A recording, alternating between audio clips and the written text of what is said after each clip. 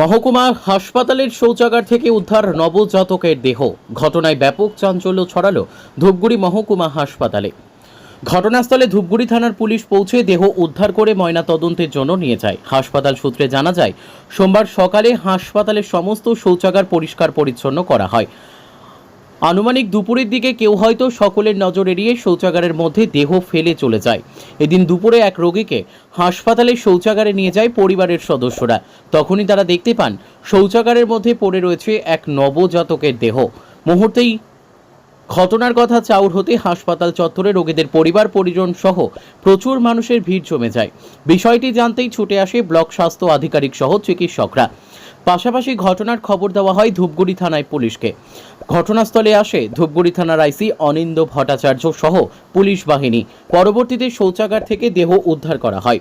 তবে প্রশ্ন উঠছে, সিসিটিভি ক্যামেরা থাকা সত্ত্বেও কি করে সকলের নজর এড়িয়ে কেউ হাসপাতালের শৌচাগারে নবজাতকের দেহ ফেলে চলে গেল?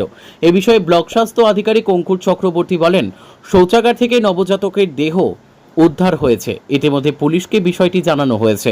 পুলিশের তরফে সিসিটিভি ক্যামেরার ফুটেজ খতিয়ে দেখে ঘটনার তদন্ত শুরু করা হয়েছে। আমরাও বিষয়টি উদ্বোধন কর্তৃপক্ষকে জানিয়েছি।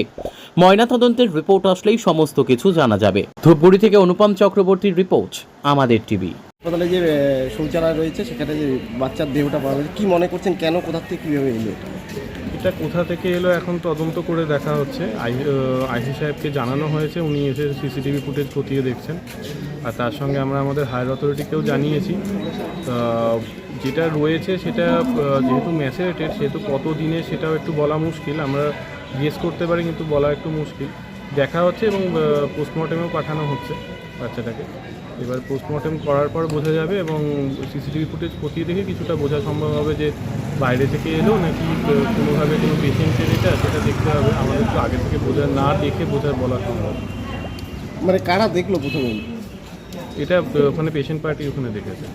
কারণ সকালবেলা তো এমনি ছিল, সবাই এসেও ছিল, ঘর পরিষ্কার করতেও এসেছিল, সমস্তই হয়েছে, তখন তো কিছু ছিল না। এবং যেহেতু 9টা থেকে খুলেছে সেহেতু তখন বাথরুমেও সবাই গেছে, তখনও কিছু হয়নি। নিয়ার অ্যাবাউট 1:20-25 এরকম টাইমেই আমার কাছে খবর এসছে। তার মানে সেই সময় পেশেন্ট পার্টি দেখে সেই সময় তারা বলেছে। মানে সবার নজর এড়িয়ে কী করে গেল? সেটাই তদন্ত সাপেক্ষ। সেটা না দেখে বলা সম্ভব না। আইসি সাহেব সেটাই দেখছেন, থানা থেকেও সেটা দেখছেন।